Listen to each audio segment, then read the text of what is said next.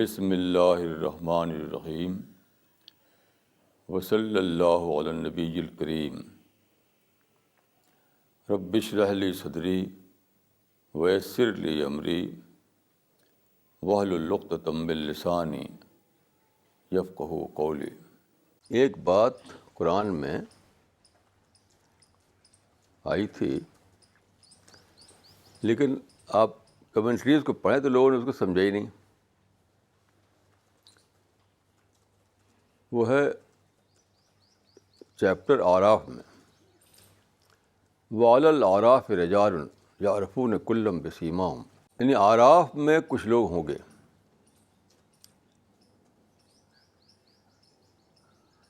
یعنی raised plate form میں کچھ لوگ ہوں گے، یعنی اونچی جگہ ان کے لیے بنائی جائے گی، جیسے آپ کے ہائی اسٹیج۔ میں ایک مرتبہ ایک پانڈورنگ شاستری تھے بامبے میں، اب ان کی ڈیتھ ہو گئی۔ ان کا ایک جلسہ تھا بامبے میں، چوپاٹی کے کنارے۔ اس وقت میں سمجھا کہ یہ کیا چیز ہے، تو وہاں لاکھوں آدمی آئے تھے، آدمیوں کا ایک جنگل تھا۔ سارا چوپاٹی کا جو آپ نے دیکھا ہو تو بھرا ہوا تھا۔ تو وہ اتنے زیادہ آدمی تھے کہ کامن قسم کا اسٹیج وہاں کافی نہیں تھا کہ لوگ دیکھتے ہی نا آپ کو۔ جیسے اتنا ایسا اسٹیج اگر ہو جیسا کہ بیٹھا ہوں میں یہاں، تو اب اتنا یہاں سے وہاں تک انسان ہے، وہ کیسے دیکھیں گے آپ کو؟ تو وہاں پر ریز پلیٹ فارم بنایا گیا تھا، بہت ہی اونچا، بخالی چھت کا اونچا برابر۔ تو وہاں پر وہ پانڈورنگ شاستری تھے، مجھے بھی یعنی میں بھی لکی تھا کہ وہاں مجھے بٹھایا گیا تھا۔ تو وہاں اتنی اونچائی جگہ تھی کہ اتنے سارے لوگ جو تھے ان کو دکھائی پڑے آپ۔ تو that was raised plate form.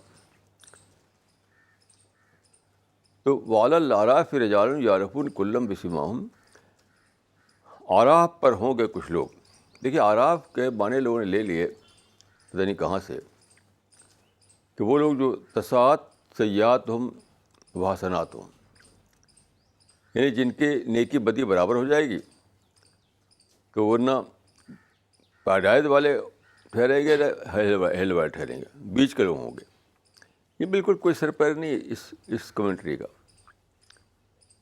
دیکھیے آراف جو ہے اس کا پلورل ہے، اس کا سنگولر جو ہے وہ عرف ہے۔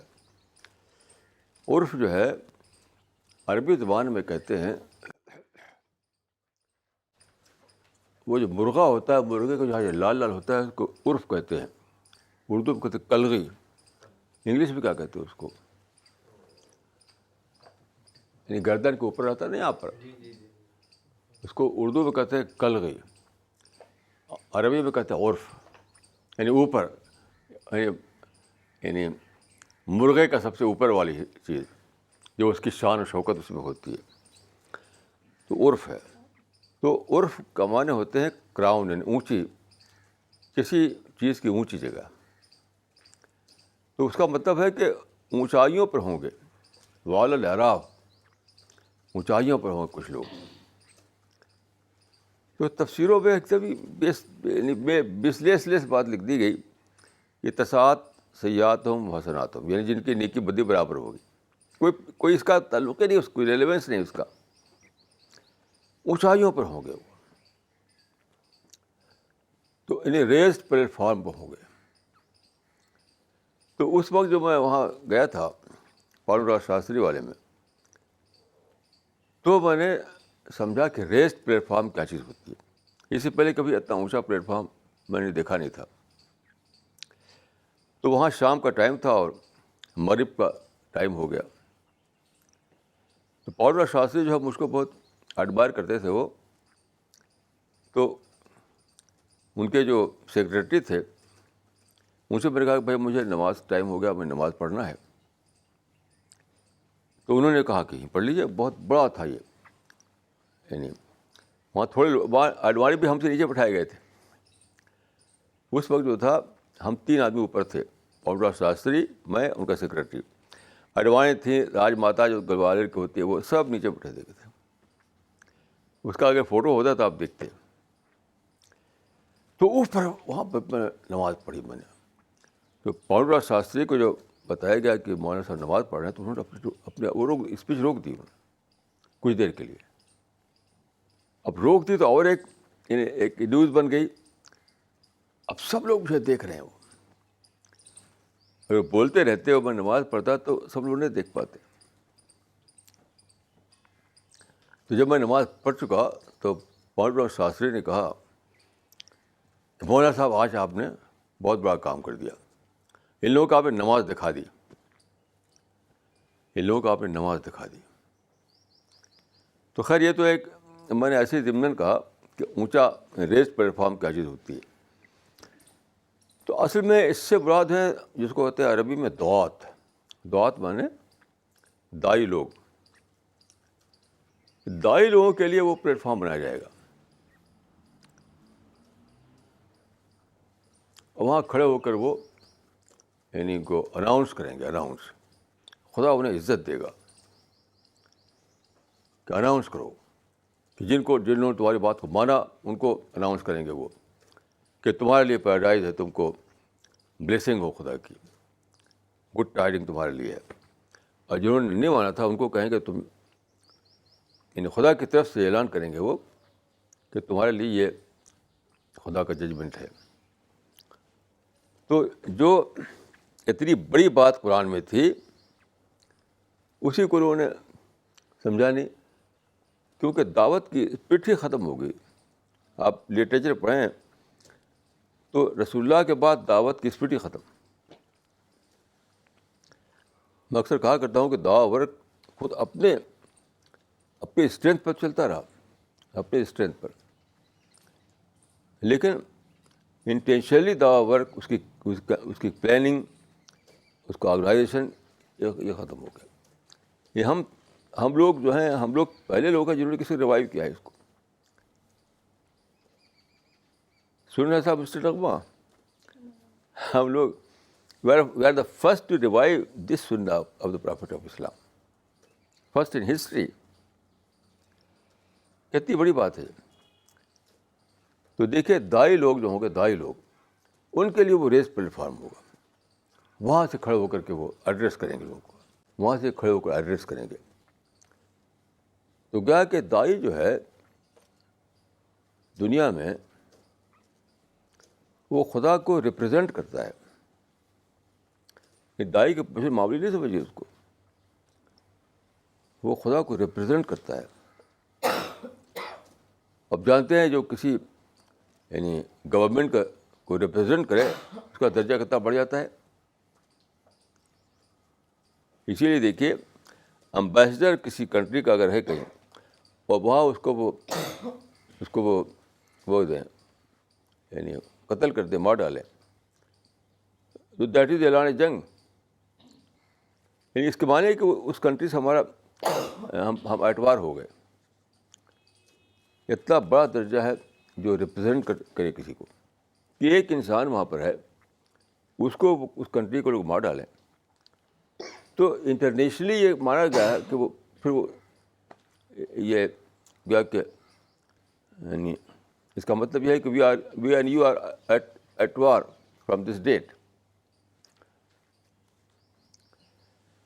تو خدا کو اسی لیے قرآن مجید میں دیکھیے دعوت کے کام کو نصرت کہا گیا، یعنی خدا کی مدد کرنا.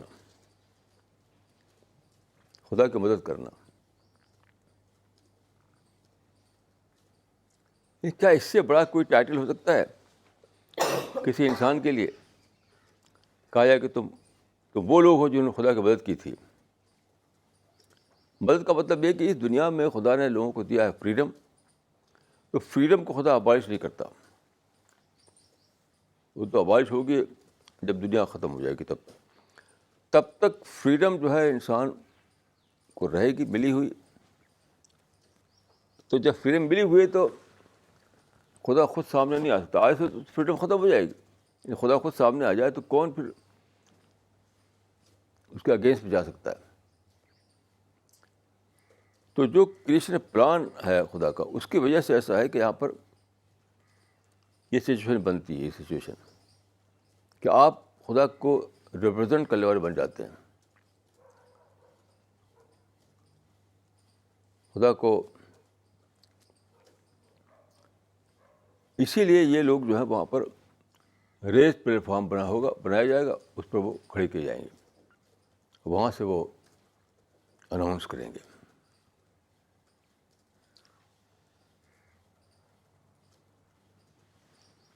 دیکھیے یہ دائی جو ہوتا ہے وہ کون سا ہوتا ہے؟ دائی کون ہے؟ یعنی نان پرافٹ کا پرافٹ ہونا، یعنی جو پرافٹ نہیں ہے وہ پرافٹ والا کام کرے، وہ ہے دائی.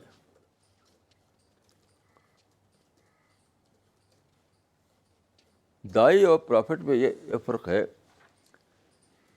کہ پرافٹ کو خدا اینجل کے تھرو ڈائریکٹ بتاتا ہے کہ تم ہمارے دائی ہو، تم کو ہمیں ریپرزینٹ کرنا ہے. ڈائریکٹ اینجل کے تھرو یہ اس کو میسج ملتا ہے، دائی کو نہیں ملتا. دائی جو ہے وہ سیلف امپوز ڈیوٹی ہے، سمجھ لیجیے. پیغمبر کا معاملہ یہ ہوتا ہے کہ یعنی وہ جو ہے اس کا کیس جو ہے duty impose directly from God, اور دائی جو ہوتا ہے وہ سیلف امپوز ڈیوٹی اس کی ہوتی ہے کہ خود سے سوچتا ہے کہ مجھے دعوت کا کام کرنا ہے. تو اس کی وجہ سے دیکھیے ہم آپ سیف سائڈ میں ہوتے ہیں، پیغمبر سیف سائڈ میں نہیں ہے. یعنی ہم آپ کو بہت سی چیزیں خدا معاف کر دے گا، پیغمبر کو معاف نہیں کرے گا. یہ جانتے ہیں آپ کہ نہیں جانتے ہیں کہ ہم لوگ سیف سائڈ میں ہیں؟ نہیں جانتے ہیں. قرآن میں یہی لکھا ہوا ہے کہ اگر تم ذرا سا بھی ٹلٹ دکھاؤ، ٹلٹ، تو تمہیں ڈبل عذاب دیا جائے گا. قرآن میں یہ لکھا ہوا پرافٹ کے بارے میں کہ اگر تم نے ذرا بھی ٹلٹ دکھائی تو تم کو ڈبل عذاب دیا جائے گا. ہمارے لیے ایسا نہیں ہے، ہم سیف سائڈ میں ہیں، ہمیں خدا فارگیو کرے گا. کتنی بڑی بات سوچیے، کتنی بڑی ہمارے لیے بات ہے یہ. اس میں یہ کہا گیا ہے دیکھیے کہ جو کنڈیشن ہوتی ہے، جو حالات ہوتے ہیں، اس کا بڑا دباؤ ہوتا ہے، بہت دباؤ ہوتا ہے، بہت زیادہ. تو اس میں یہ ہے کہ جو حالات کا جو دباؤ ہے، جس کا سرکمسٹینسز کا جو دباؤ ہے، تو خدا کی مدد سے تم نے ٹلٹ نہیں دکھایا. یہ خدا کی مدد تھی کہ تم نے ٹلٹ نہیں دکھایا. اور پھر بھی تم ٹلٹ دکھاتے تو تم کو ڈبل عذاب دیا جاتا. تو ہم لوگوں کو تو بہت سے اب تو سیف سائڈ میں ہیں، غلطی بھی کرتے ہیں خدا معاف بھی کر دیتا ہے، غلطی بھی کرتے ہیں تب بھی خدا کی مدد آتی رہتی ہے. صرف یہ ہے دیکھیے کہ جو آدمی انٹینشنلی یعنی غلط کام کرے، انٹینشنلی اس پہ انسسٹ کرے، تب تو وہ بچے گا نہیں. بھول چوک سے ہو جائے اور پھر جلدی سے پلٹ آئے، جلدی سے وہ ریپینٹنس آئے اس کے اندر، پھر جلدی سے اپنی کو ٹھیک کر لے، تو اس کی معافی ہے.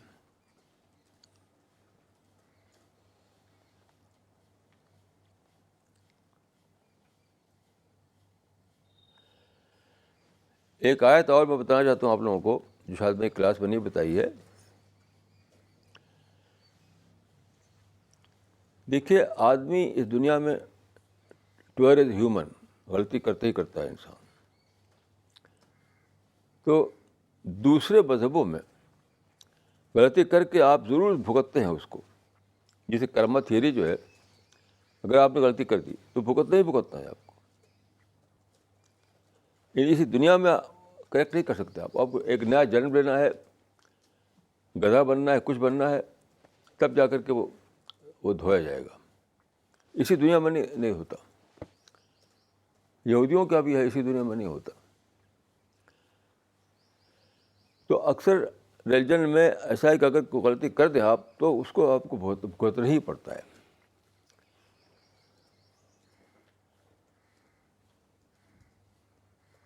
اور ہندوازم میں، جینزم میں، بدھزم میں تو ایک نیا جنم لینا پڑتا ہے آپ کو اس کو بھگتنے کے لیے. اسلام میں دیکھیے ایک اتنی بڑی رحمت ہے کہ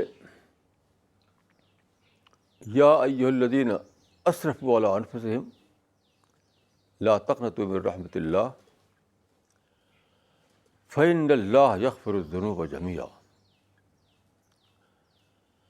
اے وہ لوگوں جنہوں نے اپنی جانوں پر زیادتی کی ہے، مطلب غلطیاں کی ہیں، اور غلطی کوئی بھی ہو سکتی، کوئی بھی غلطی ہو سکتی ہے. اے وہ لوگوں جنہوں نے اپنی جانوں پر زیادتی کی ہے، تم خدا کی بلیسنگ سے وہ یعنی نراشا میں مت پڑو. خدا کی بلیسنگ سے تم نراش نہ ہو جاؤ، کیونکہ خدا سارے ہی گناہوں کو معاف کرتا ہے. یغفر الذنوب جميعا، کیونکہ خدا سارے ہی گناہوں کو معاف کرتا ہے، تو اسی دنیا میں ختم کر دیتا ہے.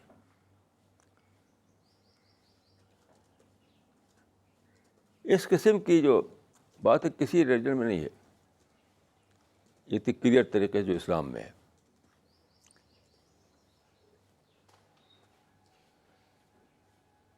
تو دیکھیے آدمی غلطی کرتا ہے،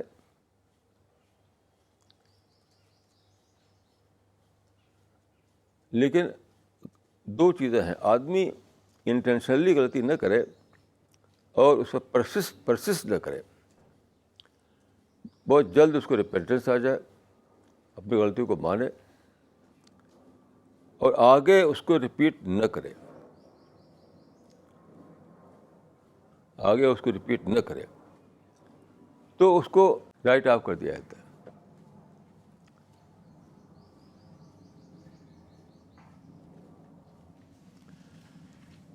ایک بات میں اور آپ کو عرض کروں کہ کیوں میں نے ایسا کیا. جو تجدید کلمہ جو تھا، ایک بہت ہی امپورٹنٹ بات آپ کو بتانا ہے، یعنی کلمہ کو پڑھنا. ایک حدیث ہے کہ الاسلام یہدم ما قبلہ، اسلام ڈیمالشز دا پریویس مس ڈیڈس. تو عام طور پر لوگ یہ سمجھتے ہیں کہ جب آدمی نے کلمہ پڑھا تھا تب سے تعلق اس کا ہے. اس کا تعلق ڈیلی لائف سے ہے، روزانہ سے ہے. یعنی میں اکثر ایسا کرتا ہوں کہ تنہائی میں خدا سے کہتا ہوں کہ آج میں کلمہ پڑھ کے پھر سے نیا اسلام میں آتا ہوں. اس سے پہلا جو ہے وہ اس کو تو یعنی کاؤنٹ مت کر. میرا جو پچھلی لائف تھی اس کو مت کاؤنٹ کر اور آج سے کاؤنٹ کر. تو میں کہتا ہوں اشہد ان لا الہ الا اللہ واشہد ان محمدا عبدہ ورسولہ. تو یہ جو ہے کہ اسلام ڈیمالشز پریویس مس ڈیڈس. تو جس دن بھی آپ چاہیں سچے دل کے ساتھ پڑھ سکتے ہیں یہ کہ خدایا میرا جو پچھلی لائف ہے، مجھے بہت کوئی غلطیاں ہوئی ہیں، وہ سب میں آج سے پھر سے اسلام میں آتا ہوں، پھر سے آتا ہوں اسلام میں. تو یہ جو حدیث ہے یہ صرف ان لوگوں کے لیے نہیں ہے جو آ کر کے یعنی اسلام میں جس دن داخل ہوتے ہیں اس دن، پوری لائف کے لیے. جس دن بھی آپ اس کلمہ کو پڑھیں گے سچے دل کے ساتھ، اس دن خدا پچھلی ساری چیزوں کو مٹا دے گا. جیسے اس آدمی کے لیے مٹاتا ہے جیسے کہ پہلے اسلام کو ایکسیپٹ کیا تھا. تو ہم جو کلمہ پڑھوایا آپ لوگوں کو تو اس کا اصل مقصد یہ تھا آج سے پہلے کی لائف جو ہے خدا اس کو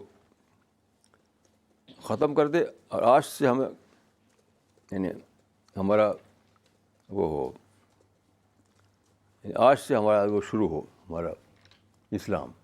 بس یہ ایک بڑی عجیب ٹیچنگ ہے اسلام میں کہ جس دن آپ خدا سے یہ کہتے ہیں کہ خدا میں گواہی دیتا ہوں کہ تو ہی خدا ہے، تیرے سوا کوئی خدا نہیں، میں گواہی دیتا ہوں کہ وہی سچائی جو تو نے بھیجا ہے، جس دن، تو اس دن آپ کے حدیث میں آتا ہے کہ اس دن آدمی ایسا بن جاتا ہے جیسے کہ آج ہی وہ ماں کے پیٹ سے پیدا ہوا ہے، یعنی آج ہی اس کا جنم ہوا ہے. اب جانتے ہیں کہ جب آدمی پیدا ہوتا ہے تو بالکل انوسینٹ ہوتا ہے، انوسینٹ ہوتا ہے وہ. اس دن آدمی انوسینٹ ہو جاتا ہے، ایک نیا انسان بن جاتا ہے، ایک انوسینٹ انسان. کتنی بڑی بلیسنگ ہے آپ سوچیے. یہ تو آپ لوگوں کو ہم نے جو پڑھوایا اس کا مقصد یہی تھا خاص کہ آج سے خدا آپ کو انوسینٹ پرسن کے طور پر اپنے رجسٹر میں لکھ لے. جیسے چھوٹے بچے کو جو پیدا ہوتا ہے تو ایک انوسینٹ پرسن ہوتا ہے. وہ ایک ایکسپیرئنس بار بار ہوتا ہے، یہاں بھی ہوا. جیسے میں ایک بار واشنگٹن گیا، واشنگٹن کے ایک بہت ہی اچھے ہوٹل میں اس کو ٹھہرایا گیا تھا، ٹاپ کا ہوٹل تھا. تو جب میں اس کے روم میں داخل ہوا تو بہت ایک فیسینیشن جیسا ایک ایکسپیرئنس ہوا اور لگا کہ اچھا اس میں تھوڑے دن تو آرام سے رہوں گا. جب صبح اٹھتے ہی ایک دم بور ہو گیا میں، اور پھر وہاں ٹھہرا نہیں میں، وہاں جو ہمارے ساتھی تھے ان سے میں کہا بھائی چلیے آپ گھر لے چلیے مجھ کو، میں یہاں نہیں رہوں گا. تو دیکھیے جو یعنی ایک تو وہ ہے جو مسرجت کر رہے تھے کہ لیس دین پیراڈائز ہوتا ہے، وہ ہمارے مائنڈ میں پیراڈائز بسی ہوئی ہے اور ہر چیز جو ہے لیس دین پیراڈائز ہے.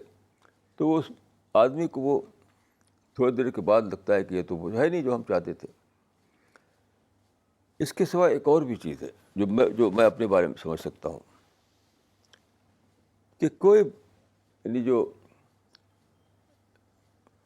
نیچر میں ایسا نہیں ہوتا، لیکن انسان جو بلڈنگ بناتا ہے اس میں ایسا ہوتا ہے. نیچر میں ایسا نہیں ہوتا جو میں کہہ رہا ہوں کہ بہت جلد آپ کو لگتا ہے ایسا اس بلڈنگ میں رہتے ہوئے کہ آپ سیکنڈری بن گئے ہیں. بلڈنگ جو ہے پرائمری، آپ سیکنڈری ہیں، ایسا مجھے لگتا ہے کہ بلڈنگ کی اپنی جو ریکوائرمنٹس ہے، بلڈنگ کے اپنے جو تقاضے، اس میں مجھے اپنے کو مولڈ کرنا پڑتا ہے. اسی لیے میں اگر ایسی جگہ رہوں، بالکل سمپل جگہ ہو، کچھ بھی وہاں نہیں ہو، جیسے چاہے بیٹھے، جیسے چاہے کچھ بھی جو بھی چاہے کرتے رہے، تو اس میں آپ کو فری محسوس کرتا ہوں، فری. لیکن جب بھی آپ جائیں کسی ایسی بلڈنگ میں، کسی پیلس میں جائیں، کسی بہت بڑے زبردست قسم کی بلڈنگ میں جائیں، تو وہ آپ سیکنڈری بن جاتے ہیں وہاں. جیسے بکنگھم پیلس کا یہ پرنسپل ہے، اب ہے کہ نہیں، پہلے تھا ایسا کہ وہاں آدمی اس طرح جا سکتا تھا، اس کو اسپیشل ڈریس ہوتا تھا، اس کو پہننا پڑتا تھا، اسپیشل ڈریس. تو مہاتما گاندھی جب گئے تھے تو اسے بھی کہا گیا کہ آپ کو پہننا پڑے گا. تو انہوں نے کہا بھائی میں واپس جاتا ہوں، مجھے ڈریس نہیں پہننا ہے. تو اسپیشلی ان کو الاؤ کیا گیا کہ مہاتما گاندھی جو ہیں اپنے ہی کپڑے میں آ سکتے ہیں، کیونکہ وہاں ہم کچھ نہیں ہیں. جو ان کے نارمس ہیں، جو انہوں نے یہ ٹکٹ بنا رکھا ہے، اسی میں ہم کو ڈھالنا پڑتا ہے اپنے آپ کو. اب جیسے میں وہاں تھا کنگ کے یہاں جو گیا تھا، میں کنگ، اس کا بتاتا ہوں قصہ آپ کو. کنگ نکلے تو 3 سیٹیں بنائی گئی تھیں، ایک بیچ کا تھا، ایک ادھر ایک ادھر. تو کنگ بیچ میں بیٹھے، ایک طرف ان کا ایک بیٹا، دوسرے ان کا دو بیٹے تھے ان کے. تو رائٹ سائڈ میں بڑا بیٹا، لیفٹ سائڈ میں چھوٹا بیٹا، اور بیچ میں وہ. اب جتنے لوگ وہاں تھے بس ایک ہی طریقے سے بیٹھ سکتے تھے. اسے بتایا جاتا تھا وہاں سے کہ آپ کیسے بیٹھنا ہے. اب سب ایسے بیٹھے ہوئے ہیں، پاؤں دکھتا رہے، اور اس میں کروٹ نہیں بدل سکتے آپ. تو اب ویسے ہی بیٹھنا پڑا. اب بیچ میں اٹھ بھی نہیں سکتے، وہاں بھی بھی رہتا بیچ نہیں اٹھ سکتے آپ، جب تک کنگ نہ اٹھے تب تک آپ نہیں اٹھ سکتے. یہ تو مصیبت ہے نا کہ ہم سیکرٹری بن جاتے ہیں وہاں، ہم وہاں تک سیکرٹری بن جاتے ہیں. اسی لیے میں اپنے لحاظ سے، کیونکہ میں بہت زیادہ فریڈم کو پسند کرتا ہوں، میں چاہتا ہوں جیسے چاہوں ویسے رہوں. میرے اوپر کوئی بھی یہ نہ ہو کہ ایسے رہنا ویسے رہنا، جیسے چاہے ویسے رہوں. کوئی بھی کسی قسم کی کوئی یعنی ریسٹرکشن نہ ہو. تو جب بھی آپ کسی بڑی اس میں جائیں، بڑی بلڈنگ میں، کسی بڑے آفس میں، تو آپ وہاں پر سیکرٹری ہو جاتے ہیں. یہیں پر میں گیا ایک بار، پرائم منسٹر کا جو ہاؤس یہاں پر ہے، اب اس میں گئے، وہاں تو ایسا ہیوج سا معاملہ تھا وہاں پر کہ ہم وہ جیسے ہم چھوٹے لگنے لگتے ہیں. زبردست کہ وال، اس کی ہر چیز بہت زبردست قسم کا، اس کے کالم بہت زبردست قسم کے. تو بلڈنگ جیسے ایک جیسے ایک وہ ہے ایلیفینٹ ہے، ہم چوٹی سے ہیں.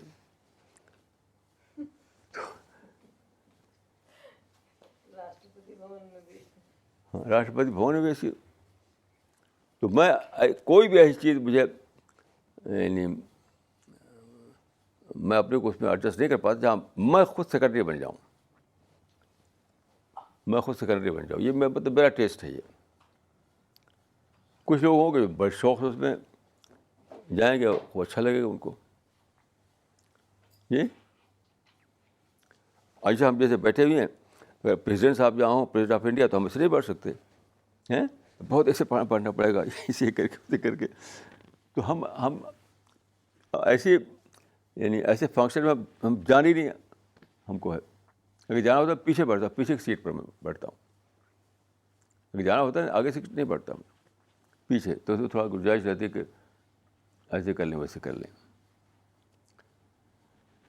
تو یاد رکھیے، ہم بہت زیادہ زور دیتے ہیں انٹلیکچوئل اویکننگ پر. انٹلیکچوئل اویکننگ، انٹلیکچوئل اویکننگ کے لیے یہ سب چیزیں ضروری ہیں کہ کوئی بھی چیز آپ کو ایسی نہ ہو جو آپ کو سیکنڈری بنا دے. کوئی بھی سچویشن آپ کو ٹالریٹ نہیں کرنا چاہیے جہاں آپ خود سیکنڈری بن جائیں، کیونکہ سیکنڈری بنتے ہی انٹلیکچوئل ڈیولپمنٹ جو ہے وہ رک جاتا ہے. تو بہرحال میں آپ لوگوں کو یہ کہوں گا کہ کسی بھی ایسی سچویشن کو آپ ایکسیپٹ نہ کریں جہاں آپ خود سیکرٹری بن جانے والے ہوں. کبھی ایسا مت کیجیے. ایسا کیا آپ نے تو آپ کا اسپریچول گروتھ رک جائے گا، انٹلیکچوئل ڈیولپمنٹ رک جائے گا. یہ بالکل اس میں سمجھے کوئی ایکسیپشن نہیں ہے، اس میں کوئی ایکسیپشن نہیں ہے.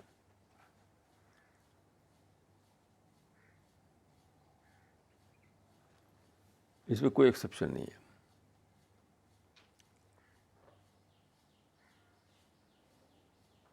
اس لیے اب تو میں نے باہر جانا ہی چھوڑ دیا. باہر جائے تو وہاں بالکل فارمل طریقے سے رہنا پڑتا ہے. جو بڑے بڑے جو سو کال انٹرنیشنل کانفرنسز ہوتی ہیں، وہاں بالکل آرٹیفیشیل طریقے سے رہنا پڑتا ہے. اور کچھ بھی میں سمجھتا ہوں کہ وہاں کچھ انٹلیکچوئل ڈیولپمنٹ نہیں ہوتا. ایک تو یہ ہوتے ہیں اس نام پر کہ دنیا بھر کے پروفیسر کلاس کے لوگ آتے ہیں اس میں، ایجوکیٹڈ لوگ آتے ہیں اس میں. لیکن میں نے دیکھا ہے وداؤٹ ویریشن ہر جگہ کیا ہوتا ہے، ہر آدمی اپنی ہی بات کہنا چاہتا ہے، کسی کو سننا نہیں ہے. کوئی دوسرے کی بات سننے کے موڈ میں نہیں ہوتا. جی ہاں.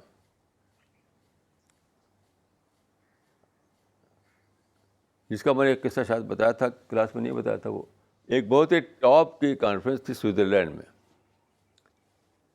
ڈفرینٹ کنٹریز کے سب پڑھے لکھے لوگ آئے تھے وہاں پر. تو ان کو ایک ڈاکومنٹ چاہیے تھا پیس پر,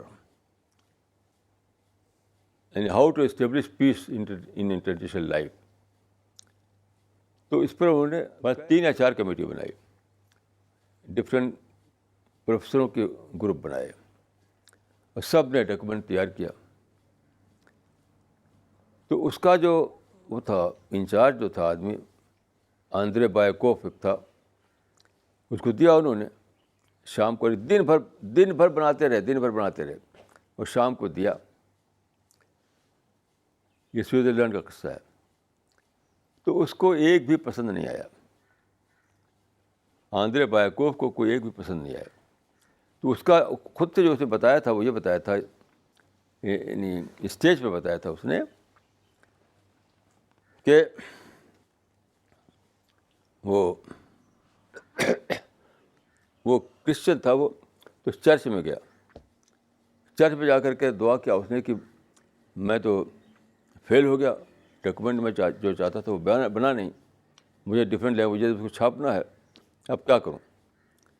تو اس کو جو ہے ان کے یہاں جو ہوتا ہے نا ہولی اسپرٹ آئی, اس نے بتایا میرے بارے میں, ان کے پاس جاؤ وہ تم کو ڈاکومنٹ بنا دیں گے. مطلب یہ اسی اسٹیج پہ کہی تھی یہ بات. تو صاحب وہ ہمارے پاس رات کو آیا, شاید 10 بجے رات کا وقت ہے. ہم سونے جا رہے تھے اس وقت. وہاں 2 کمرہ انہوں نے دیا تھا ہم کو, ایک میں تھا, ایک میں یہ ہوتی تھی. تو مجھ سے کہا انہوں نے بھائی میں تو اپنے ہیلپ لیس فیل کرنے لگا, میں کیسے بنا لوں گا. تو پھر میں نے ان سے مشورہ کیا. ان کے اندر ایک خاص بات ہے کہ ان کے اندر وہ بہت ہے ایڈونچر. ہاں, یہ تیار ہوگی فوراً, ایک سیکنڈ بھی نہیں سوچا انہوں نے کہ ہم بنائیں گے. تو بار ہم یہ دونوں بیٹھے, آئیڈیاز میں دیتا تھا, اور یہ انگلش میں لکھتی تھی اس کو. اردو میں آئیڈیاز دیتا تھا, انگلش میں لکھتی تھی وہ. ساری رات اسی میں لگ گئی. صبح کو ڈاکومنٹ تیار ہو چکا تھا. پھر ایک گئی انہوں نے ٹائپ کیا کمپیوٹر میں, ٹائپ کر کے اس کی وہ نکالی, کئی کاپیز نکالی. اور صبح کو رات کو دیتے ہیں وہ ہم کو یہ کام, اور صبح کو ڈاکومنٹ بنا ان کو جا کر دیا انہوں نے. وہ پڑھا تو بہت ہی خوش ہوا, وہ بہت ہی خوش کہ یہ میں چاہتا تھا. اب جب وہ میٹنگ ہوئی اگلے دن کی, تو اس میں جب اس نے یہ اناؤنس کیا کہ وہ سب ڈاکومنٹ جو ملے تھے کل شام کو ہمیں, وہ تو کیا بولا تھا وہ, مطلب یہ کہ وہ اس میں پسند نہیں آئے تھے. وہ میرے ڈاکومنٹ کو کہا کہ یہ مجھے پسند ہے, اور اس کی کاپی سب کو ڈسٹریبیوٹ کی اس نے, اور لوگوں نے اس کو پڑھا. پھر چائے کا بریک ہو گیا تاکہ لوگ سوچ سکیں. تو ٹی بریک کے بعد پھر جب دوبارہ لوگ آئے تو خوب ایک آدمی نے ہمارے ڈاکومنٹ کے اگینسٹ بولنا شروع کیا. الگ کچھ کہنے کے نہیں ان کے پاس تھا, سوائے ورڈ پلے کے, کچھ بھی نہیں. اس میں ایک بہت سب ٹاپ موسٹ آدمی جو تھے, ان کا نام تھا چندر مظفر. ان کو آئے تھے شاید انڈونیشیا سے, ملیشیا سے, کہاں سے آئے تھے, ملیشیا سے آئے تھے. بہت زبردست مائنڈ تھا اس آدمی کا. تو اس نے ہماری اس پر ایک لمبی اسپیچ دی, اور اس میں یہ کہا اس نے کہ اٹس اے ونڈرفل ڈاکومنٹ ہے. مانا اس میں کہ no doubt it is a wonderful document, but Chandra Muzaffar is not going to sign this document. There is no doubt that this document is a wonderful document, but Chandra Muzaffar is not going to sign this document. اور reason کیا بتایا کہ یہ ایک single mind کا وہ ہے. ہم لوگوں نے جو کیا ہے وہ کئی لوگوں نے مل کر کیا ہے, انہوں نے جو کیا ہے ایک سنگل مائنڈ نے کیا ہے, تو ہم سنگل مائنڈ کو نہیں مانتے. کہ یہ کوئی ریزن ہے, یہ مانتے ہوئے کہ وہ ڈاکومنٹ جو ہے بیسٹ ہے, اور انہوں نے ریجیکٹ کر دیا. اس میں ساری کانفرنسیں جو ہوتی ہے بالکل, یعنی کوئی ان کا یعنی کچھ رزلٹ نہیں نکلتا، فروٹ لیس. اربوں کھربوں روپے خرچ ہوتا ہے ان کانفرنس میں.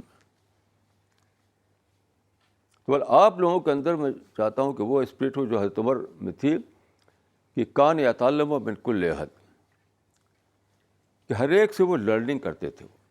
ہی use to learn from every person. یہ دائی کے لیے بھی بہت ضروری ہے، کیونکہ دائی دیکھیے اگر دائی کا ڈیولپمنٹ رک جائے تو پھر دائی کے اندر اسٹیگنیشن آ جائے گا. اور جس دائی کے مائنڈ میں اسٹیگنیشن آ جائے وہ کچھ نہیں، کسی کام کا نہیں ہوگا.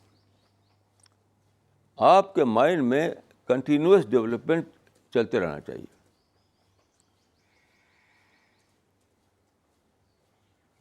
اس کا راز کیا؟ اس کا راز بتاتا ہوں آپ کو. ایک بات سمجھیے آپ. شاید میں نے کلاس میں کہا ہو یا مجھے یاد نہیں کہ نہیں کہا.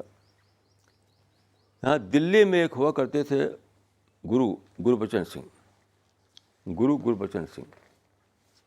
وہ ان کا سینٹر ہے ادھر کنگز وے کیمپ میں.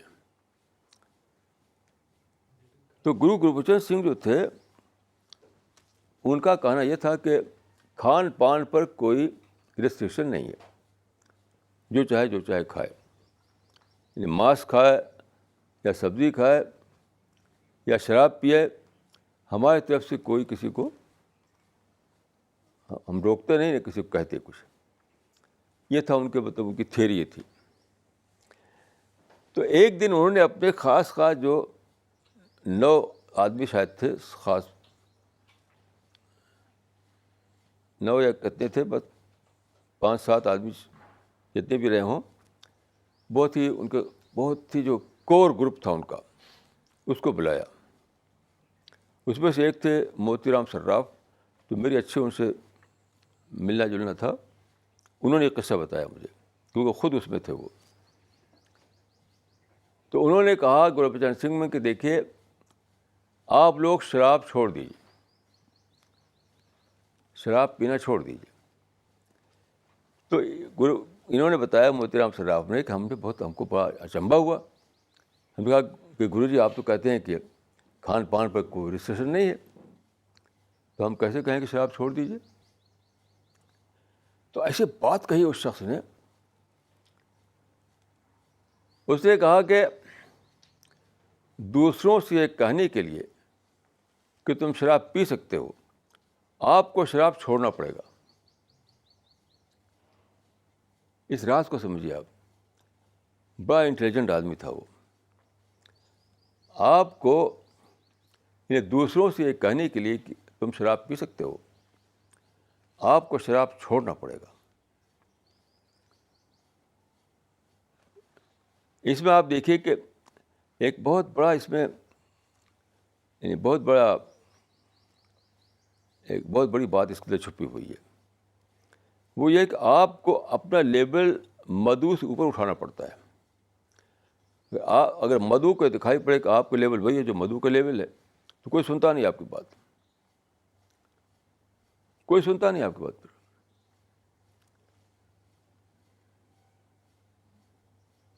کیونکہ سارے ریلیجن، سارے میڈیکل سائنس اور سب کہتے ہیں کہ شراب جو اچھی چیز نہیں ہے. تو کوئی یہ کہے کہ شراب اچھی چیز نہیں ہے تو یہ پریولنٹ جو سسٹمس ہے، پریولنٹ فلاسفی جو ہے اس کے مطابق بول رہا ہے وہ. اب اگر آپ یہ کہیں کہ شراب پی سکتے ہو تم، تو ایک ایسی بات کہہ رہے ہیں آپ جس کے لیے کوئی یعنی وہ نہیں ہے، بیکنگ نہیں ہے، کسی ایڈیالوجیکل بیکنگ نہیں ہے. آپ کو اگر دیکھیں کہ آپ کچھ اوپر ہیں، تو آپ کا جو اوپر ہے آپ کے حیثیت، اس سے وہ مانے کہ بھائی یہ آدمی بہت پہنچا ہوا ہے، بہت گیانی آدمی ہے، یہ کہہ رہا تو ٹھیک ہی ہوگا. تو آپ لوگ جو کہ دائی ہیں، کبھی بھی مت سوچیے گا کہ ہم دوسرے جو کرتے ہیں تو ہم بھی کریں، دوسرے گاسپ کریں ہم بھی گاسپ کریں، دوسرے انٹرنیٹ پر چیٹنگ کریں ہم بھی چیٹنگ کریں. تو آپ دائی نہیں بن سکتے. یعنی دوسرے لوگ انٹرنیٹ پر چیٹنگ کریں، آپ بھی چیٹنگ کر رہے ہیں، تو یہ گاسپ کر رہے ہیں, آپ بھی گاسپ کر رہے ہیں. مجھے ایک قصہ بہت پسند آیا ساجد صاحب کا. ہمارے ایک ساتھی میرٹھ میں, ساجد صاحب, شاید آپ میں سے کچھ لوگ جانتے ہوں. تو میرٹھ میں ابھی ایک میلہ لگا ہے, نوچندی کا میلہ. وہاں انہوں نے اسٹال لگایا تھا ہماری کتابوں کا. تو کہہ رہے تھے کہ ہم بیٹھے تھے اسٹال پر, تو ہم نے دیکھا کچھ لوگ چلے جا رہے ہیں. پھر کہاں جا رہے ہو؟ کہ مشاعرے میں جا رہے ہیں, مشاعرے میں جا رہے ہیں. تو ایک داڑھی والے تھے, وہ داڑھی والے بھی چلے جا رہے تھے. کہاں جاؤ؟ مشاعرے میں. کہ مشاعرہ آپ کب چھوڑیں گے؟ آپ لوگ کب چھوڑیں گے مشاعرہ؟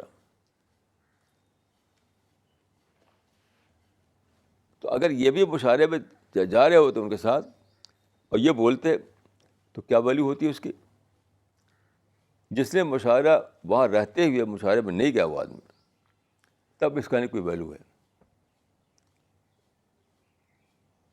تو مشاعرے تک کب تک آپ لوگ مشاعرے جاتے رہیں گے؟ تو بہرحال یہ بھی ایک سمجھیے کہ ایک سیکرٹ ہے, ایک بہت ہی اہم بات ہے کہ دائی کو مدعو سے اوپر اٹھنا پڑتا ہے, تب اس کی بات جو ہے مدعو کو ایسا لگتی ہے کہ اس پہ سوچے وہ. اگر مدعو کو دکھائی پڑے جیسا وہ ویسا آپ, صرف بول میں فرق ہے. وہ بول رہا ہے کچھ اور بات, آپ بول رہے ہیں کچھ اور بات, لیکن جو لائف اسٹائل ہے, جو زندگی کا جو طریقہ ہے, وہ جو ان کا ہے وہی آپ کا بھی ہے. تو کوئی سنے گا نہیں آپ کی بات, کوئی سنے گا نہیں آپ کی بات. حدیثوں میں ایک قصہ آتا ہے, وہ لوگ اس کو بھی مسٹیریس سینس میں لیتے ہیں, مسٹیریس سینس میں. ایک تھا وہاں پر غزوہ خندق, تو اس میں بہت مشکل ہو گئی تھی, کھانے پینا بھی لوگوں کو نہیں ملتا تھا کیونکہ باہر سے آنا جانا بند ہو گیا تھا. تو ایک آدمی نے کہا کہ کیسی مصیبت ہے, ہم اسلام میں آئے تو ہم مصیبت ہی مصیبت پڑے ہوئے ہیں. تو اس نے اپنا یہ اٹھایا کرتا, تو ایک پتھر پہلے زمانے میں رواج تھا, لوگ سمجھتے کہ پتھر کے معنی کو بڑا سا پتھر, ایک احمقانہ باتیں پھیلی ہوئی ہیں کہ پتھر جو ہے وزن ہلکا ہو جاتا باڈی کا, بیلنس کرنے کے پتھر باندھتے تھے. یہ بالکل بیس لیس باتیں ہیں. یعنی کیسے بیوقوف لوگ ہوئے وہ کہ بھوک لگی ہے اور کمزور ہو رہے ہیں تو پتھر باندھ کا اور مصیبت ڈالنے ملے گی. کیا سوچتے ایسے بیوقوف ہوتے تھے, اسٹوپڈ ہوتے تھے عرب؟ نہیں, that was a token of hunger. بھوک یعنی ایک وقت کا مجھے فاقہ پڑا ہے, تو ایک تھوڑا طریقہ تھا ان کا, یا ایک دن کا فاقہ پڑا ہے تو وہ ایک چھوٹا سا پتھر باندھ دیتے تھے. تو اس نے اٹھایا تو ایک پتھر بدا ہوا تھا, تو رسول اللہ نے اٹھایا تو آپ کا 2 پتھر بدے ہوئے تھے. تو اس قصے کو لوگ بس مسٹیریس وے میں لیتے ہیں.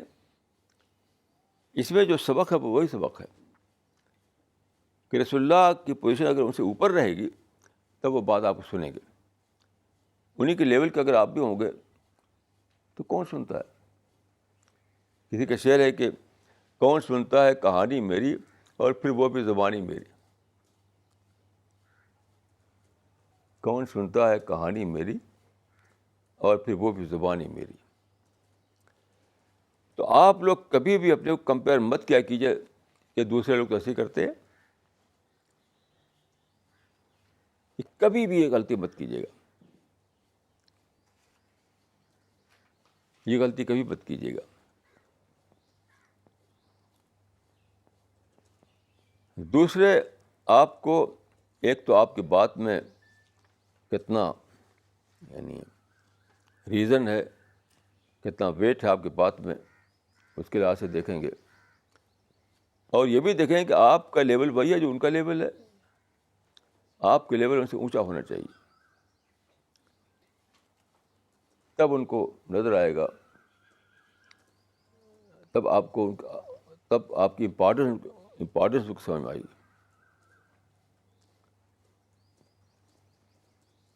یہ بھی بہت زیادہ ضروری ہے، بہت زیادہ ضروری ہے. میں جب مدرسے میں پڑھتا تھا، بہت پہلے کی بات ہے، یعنی 1940 کی بات ہے. مدرسے میں 1938 میں نے ایڈمیشن لیا تھا، 1938. تو وہاں پہ ایک ہمارے استاد تھے، ان کا نام تھا مولانا اختر حسن اصلاحی. اختر اصلاحی صاحب جو تھے، وہاں پر بڑا ان کا دبدبہ تھا مدرسے میں. اسٹوڈنٹ جو ہوا کرتے تھے نا، بہت ان سے یعنی دبے رہتے تھے. تو اس کا سبب نہیں تھا کہ وہ بہت پرسنالٹی والے تھے، بہت ہی زیادہ وہ سمپل لائف تھی ان کی، بہت ہی سمپل لائف. اتنی سمپل تھی کہ کسی نے ان کو رسٹ واچ دیا. یہ تو رسٹ واچ آپ جانتے ہیں، ادھر ہوتا ہے اسٹریپ ہوتا ہے نا، وہ اس کو لگانے کے لیے کنڈا ہوتا ہے دونوں طرف. تو انہوں نے اس میں کیا کیا، ایک ڈورا باندھ کر کے جیب میں رکھے رہتے تھے. رسٹ واچ کو ایسے رکھے رہتے تھے، ہاتھ پر نہیں باندھتے تھے، وہ ہاتھ پر نہیں باندھتے تھے. تو بہت ہی سمپل تھے. ان کے سمپلسٹی کی وجہ سے ان کا ایک وہ بن گیا تھا، جس کو کہتے ہیں اردو میں وقار. وقار کو کیا کہیں گے صاحب؟ Respect, super respect. تو یعنی اس اعتبار سے لوگ ان سے اپنے اونچا سمجھتے تھے. تو کسی اعتبار سے آپ کو دوسرے لوگ اپنے سے اونچا سمجھیں، نہیں تو کسی پر کچھ آپ کہیں گے اچھی اچھی باتیں، اور اس سے آدمی کو کوئی انفلوئنس نہیں ہوگا. یہ بھی ایک پہلو ہے جو آپ کو سوچنا چاہیے. تب آخر میں دعا کرتا ہوں کہ اللہ تعالیٰ ہمارے یہ جو ہم شارٹ ٹائم یہاں بتایا، اس ٹائم کو اللہ تعالیٰ قبول فرمائے، اور ہمیں توفیق دے کہ ہم پورے ڈیڈیکیشن کے ساتھ دعویٰ کر سکیں. اقول قولی ھذا واستغفر اللہ لی ولکم اجمعین.